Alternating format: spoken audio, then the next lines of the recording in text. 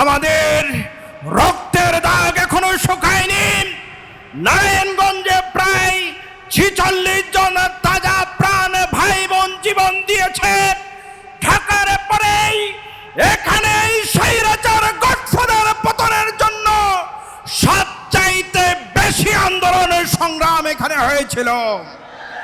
সেই জায়গা থেকে আমাদের সংগ্রামী নেতার মাধ্যমে আমরা বলতে চাই, নারায়ণগঞ্জবাসী ট্যাক্স ভ্যাট রাজস্ব আদায়ের দিক দিয়ে ঢাকার পরে নারায়ণগঞ্জ জেলা অবস্থান করছে, কিন্তু অতীতে নেতাদের অবহেলার কারণে নারায়ণগঞ্জ জেলা এখনো বি ক্যাটাগরিতে আছে, ক্যাটাগরিতে পৌঁছাতে পারে নাই।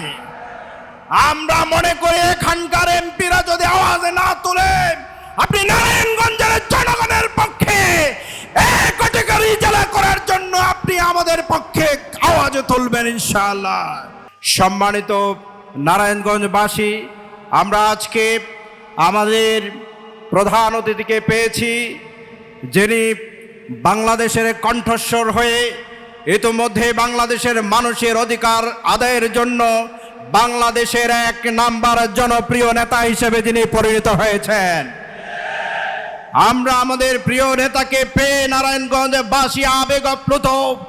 আমরা আমাদের পক্ষ থেকে আমাদের সংগ্রামী নেতাকে সালাম এবং সংগ্রামী শুভেচ্ছা জানাচ্ছি। এবং এই কর্মী সম্মেলন থেকে আমিরে জামাতকে আমরা এই প্রত্যয় ব্যক্ত করতে চাই, 12ই ফেব্রুয়ারি যে নির্বাচন হয়েছিল, সেই নির্বাচনে প্রত্যাশা ছিল অসংখ্য শহীদ রক্ত খুনের বিনিময়ে আমরা একটি নির্বাচনে ভোটের বিজয়ের মাধ্যমে একটি স্বৈরাচার মুক্ত বাংলাদেশ চেয়েছিলাম। সেই ভোট এখনো কার্যকর হয়নি। এজন্য আমরা সংগ্রামে আমিরে জামাতকে বলছি, বিরোধী দলীয় প্রধান নেতাকে বলছি, আপনি সংসদে আপনার রোধকে উচ্চকিত করুন। নারায়ণগঞ্জ সহ সারা বাংলাদেশের মানুষ এই ভোটকে বাস্তবায়নের পক্ষে আপনার সাথে আমরা আছি। সংগ্রামী ভাইরা, আমাদের এক নেতা বলেছেন, মাওলানা মঈন ভাই বর্ষিয়ান নেতা, আমাদের এখানে মেডিকেল কলেজ নাই, এখানে আমাদের বেসরকারি বিশ্ববিদ্যালয় নাই, এখানে 2টি ইউনিয়ন আছে গুরুত্বপূর্ণ, বক্তাবলী এবং আলীরটেক। নারায়ণগঞ্জের সাথে কোনো সংযোগ সেতু নাই। আমাদের এভাবে নাই নাই হিসাব করলে আমাদের কাছে অনেক কিছু নাই। আমরা আগামী দিনে আমাদের নেতার নেতৃত্বে নতুন একটি নারায়ণগঞ্জ গড়ার জন্য আমরা বদ্ধকর হয়ে শক্তিশালী ভূমিকা পালন করে আমরা নারায়ণগঞ্জের জনগণের অধিকার আদায় করব ইনশাআল্লাহ।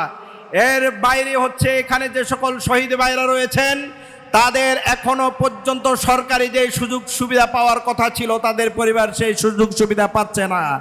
অনেক আহত ভাই, পঙ্গুত্ব ভাই যারা রয়েছে রেগুলার ফোন করেন, সরকারি একটা ভাতা ছিল, সেই ভাতা পর্যন্ত অনেক জায়গায় বন্ধ হয়ে গিয়েছে।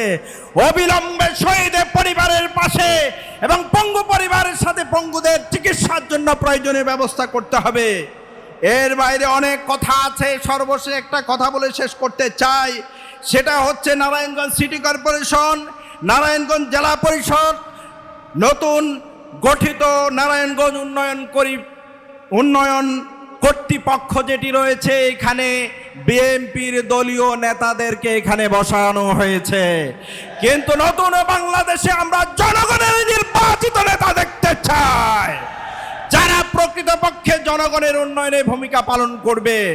সর্বোপরি নারায়ণগঞ্জে নানা ধরনের সামাজিক সমস্যা দেখা দিচ্ছে, বিশেষ করে মাদক ব্যবসা, মাদকাসক্ততা, শিশু ধর্ষণ, রাত বিরাতে চিন্তা এবং প্রশাসনের নানা ধরনের আমরা গাফিলতি দেখতে পাচ্ছি। আমরা ইসলামী আদর্শের অনুসারী, এ অঞ্চলের মানুষের কল্যাণে কাজ করি। আমরা যদি সবাই সম্মিলিতভাবে ঐক্যবদ্ধভাবে কাজ করতে পারে, ইনশাআল্লাহ আগামী দিন ইনসাফের একটি নতুন বাংলাদেশ গড়ে তুলতে পারবো। এই অবহেলিত নারায়ণগঞ্জের মানুষ কোনো জায়গা খুঁজে পাচ্ছে না। নারায়ণগঞ্জের মানুষের কিছু দুঃখ বেদনার কথা, কিছু অভাব অভিযোগের কথা, কিছু সমস্যার কথা যেগুলো আমরা নারায়ণগঞ্জবাসীর পক্ষ থেকে জাতীয় সংসদে বিরোধী দলের নেতা ডাক্তার শফিকুর রহমান সাহেবের কাছে আমরা উত্থাপন করতে চাই। আমরা সবাই জানি যে নারায়ণগঞ্জটা কয়েকটা নদী দিয়ে ঘেরা একটা নারায়ণগঞ্জ। এর মধ্যে বুড়িগঙ্গা আছে, ধলেশ্বরী আছে, শীতলক্ষা আছে, মেঘনা আছে, বালু নদী আছে, আরও নদী দিয়ে ঘেরানো। এই নদীগুলোর দুই পাশেই অসংখ্য মানুষ বসবাস করে।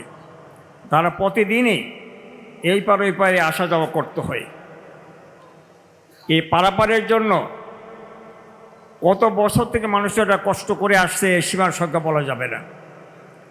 আমি জাতীয় সংসদের বিরোধী নেতার কাছে আবেদন রাখতে চাইব যে কমপক্ষে হলেও আলিটেক এবং নারায়ণগঞ্জ এই ধলেশ্বরী নদীর মধ্যে একটা ব্রিজ হইলে পরে এই দুই পারের মানুষের লক্ষ লক্ষ মানুষের যাতায়াতের পারাপারের একটা সুবিধার সৃষ্টি হবে।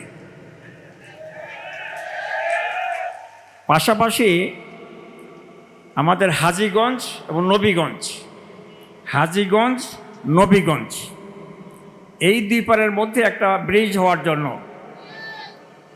আমাদের সাবেক যারা প্রধানমন্ত্রী ছিলেন তারা বারবার উদ্বোধন করেছেন, কিন্তু এই ব্রিজের কাজ এখনো শুরু হয়নি। এই ব্রিজটা হলে নারায়ণগঞ্জ আর বন্দরে লক্ষ লক্ষ মানুষ উপকার হবে, সহজে যাতায়াত পার হওয়া সম্ভব হবে। সম্মানিত নারায়ণগঞ্জবাসী, জাতীয় সংসদের নেতৃবৃন্দ, এমপি মহোদয়গণ যারা আছেন, তাদের সকলের কাছে আমাদের আরেকটা দৃষ্টি থাকবে এইটা যে নারায়ণগঞ্জ ঢাকার একেবারেই কাছাকাছি একটা এলাকা।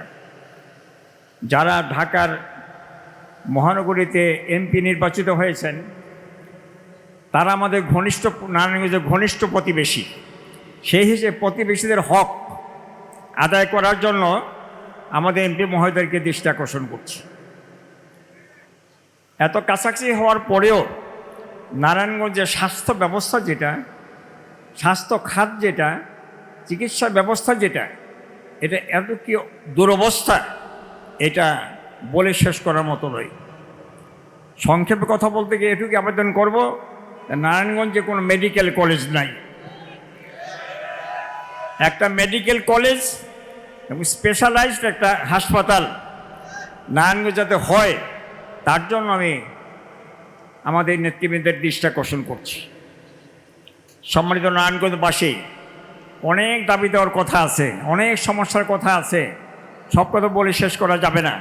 আর একটা কথা বলে শেষ করে দিই, শিক্ষা ব্যবস্থা। নারায়ণগঞ্জে বাংলাদেশের সকল জেলার মানুষ এখানে বসবাস করে। এমনি হিসাবপত্রে হালখাতায় যে থাক না থাক, নারায়ণগঞ্জে কমপক্ষে 1 কোটি মানুষ বসবাস করে। এই 1 কোটি মানুষের ছেলে মেয়েদের লেখাপড়ার জন্য করে এখানে ভালো কোনো ব্যবস্থা নাই। আমরা কমপক্ষে একটা সরকারি পরিপূর্ণ ইউনিভার্সিটি এখানে তো হয়, সেই ব্যাপারে যদি কোথাও কোনো সুযোগ থাকে আপনার ব্যবস্থা করবেন, চিন্তা করবেন, এই আহ্বানটাও জানাচ্ছি। আরও কত সমস্যা আছে, রাস্তাঘাট, হাটঘাট, আমাদের জলাবদ্ধতা, যানজট, এগুলো সমাধানের জন্য করে আমরা নিজেরও চেষ্টা করছি। সরকারিভাবে যেখানে যেটুকু সুযোগ আপনাদের থাকে আপনারা আমাদের নারায়ণগঞ্জবাসীর জন্য, নারায়ণগঞ্জবাসীকে আশ্বস্ত করার জন্য, সুবিধা দেওয়ার জন্য যেখানে বসে পারা যায়, এটুকু আমাদের প্রধান অতিথি, আমাদের বিশেষ অতিথিবৃন্দ, আমাদের নবনির্বাচিত এমপি মহোদয়গণ ব্যবস্থার চেষ্টা করবেন। আহ্বান জানিয়ে আবার নারায়ণগঞ্জবাসীর পক্ষ থেকে আপনাদেরকে অভিনন্দন জানিয়ে এখানে কথা শেষ করি। আসসালামু আলাইকুম ওয়া রাহমাতুল্লাহি ওয়া বারাকাতুহু।